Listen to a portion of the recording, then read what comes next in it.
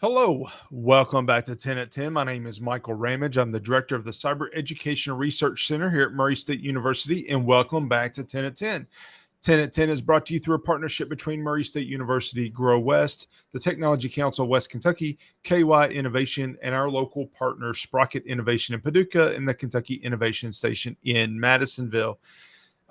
Welcome back to episode 135. We have been doing this for a while now, and as we started last month, we are rotating between talking about new specific techniques to keep you safe and the news of the day.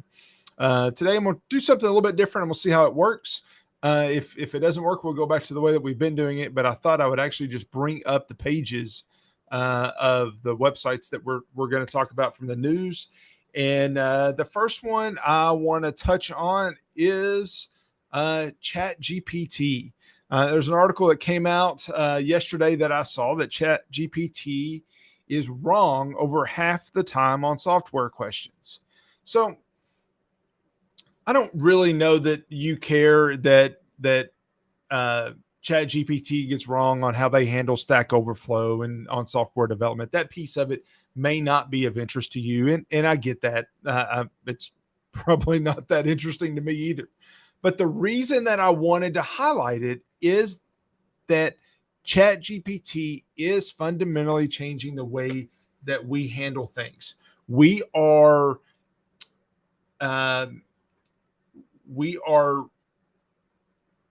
having to accept the AI is a new threat in a way that really until January, when ChatGPT started to taking the world by storm, that it didn't really matter.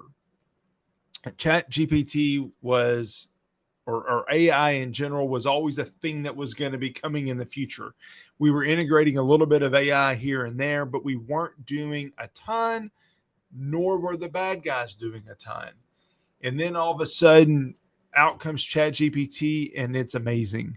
And I'll tell you, it works really well. It works really well in a number of ways, but as this article points out, I'll bring it back up here. It points out that it is wrong a lot as well. And I'll go back and I'll share an example. I was teaching a class and we were playing around with ChatGPT because students didn't really know about it. Teachers didn't really know about it. So we thought we'll just see what we could do with it. We asked, and this was some months ago, so it's improved since then, but we asked it to create a paper about why exercising is good for the heart. And it created a paper. I think we asked for 2,000 words. It produced 2,000 words on why exercise was good for the heart, but it didn't cite any sources. So then we said, cite sources about why exercise is good for the heart. And it cited sources. I don't know. I think we said 8 sources. So it gave us 8 sources. And out of those 8 sources, when we clicked on them, 7 of them were broken. Only one of those links worked. Now, the reason was, I think, this is our theory on it, is because those links were to blog posts or to articles that it probably collected, say, 2 years before. 2 years before, that was an active link. 2 years later, that was no longer an active link. So it was one of those that you have to realize what you're getting. Now, the reason I bring it up on 10 at 10 is because it is being used in where ChatGPT is really good is to take an idea and develop it into words and make it sound good. They're trying to put guardrails on it so that you can't go too far one way or too far the other as far as criminal activity, but you can, depending on how you put your input in, you can make it sound really good. You can even, and some companies have started pointing to the source. So let's say create a letter based on this website. Well, if that's your company website, now not only is this phishing email going to sound really believable, but it's going to be based on the material on your company website. So it's your words, it's your company's beliefs, it's your company's approach. It's going to sound really good. Whether it's real or not, whether it is true or not, whether it is active or not, or the software instructions are right or wrong, the reality is it's a very dangerous thing that's out there that cyber criminals are using. We have to make sure that we're using it to our benefit as well. So keep that in mind. All right. Next story, and really the next three stories I'm going to talk about in some form or fashion are related. Dallas paid millions for ransomware expenses after May attack. So Dallas got hit with a ransomware attack. Their city council paid $8.5 million for expenses relating to the ransomware attack. Now, I've not been part of this dialogue, so I know what's in this article. But what is happening is that governments, we're going to talk about healthcare in just a second, are getting hit more and more with ransomware attacks. The decision when you get hit with a ransomware attack, I've talked about it on here. Others have talked about it. The decision, the first thought that you have is, do I pay or not?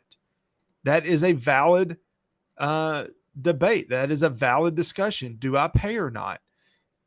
The reality is the cost associated with a ransomware attack, the statistics say 75% of that expense is irregardless of the decision of whether or not you pay.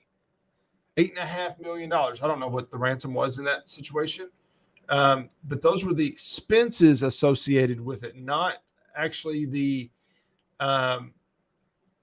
whether or not it was for the ransom.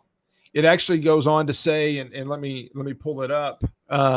It goes on to say that details were left unclear about the $8.5 million approved Wednesday, except for a general description of expenses for software, hardware, forensics experts, and 2 years of credit monitoring for people that were affected.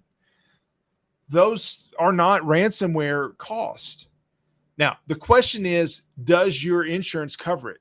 Maybe, maybe not. I was on a webinar not too long ago, and there was a comment that the 15-page, 12-page, 17-page, whatever length it is, cyber insurance application form that they require you to complete before they give you coverage.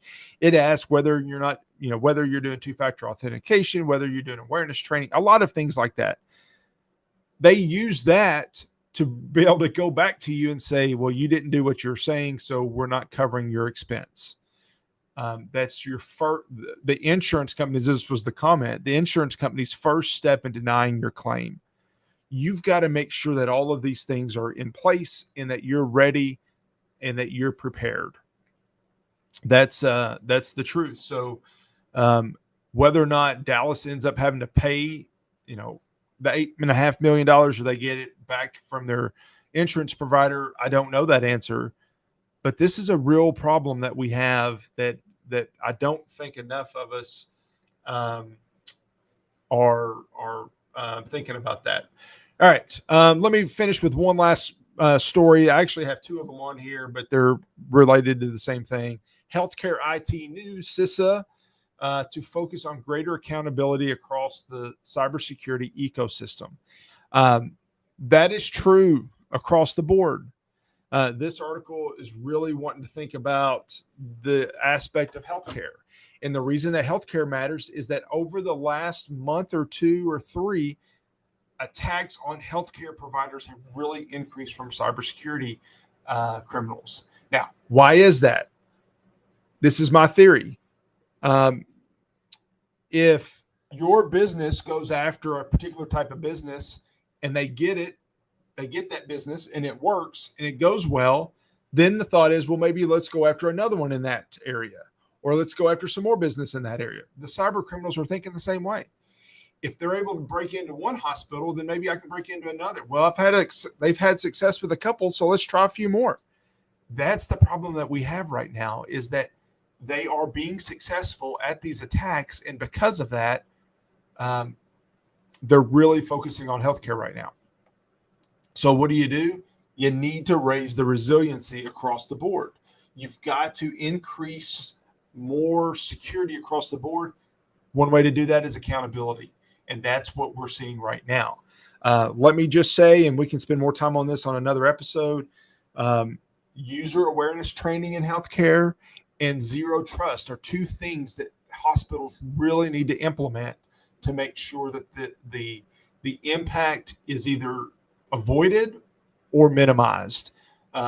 User awareness training, it's still users clicking emails and websites, and it's that approach that they're getting in on. And then if we can implement zero trust, then we can minimize that impact that user, that mistake by a user would have on the rest of the hospital. Just a couple things to think about. I could go through a lot more stories today, but those were the ones that popped out to me that I wanted to share with you. Thank you for joining today on 10 at 10, and I'll see you next week back here on 10 at 10. Thank you.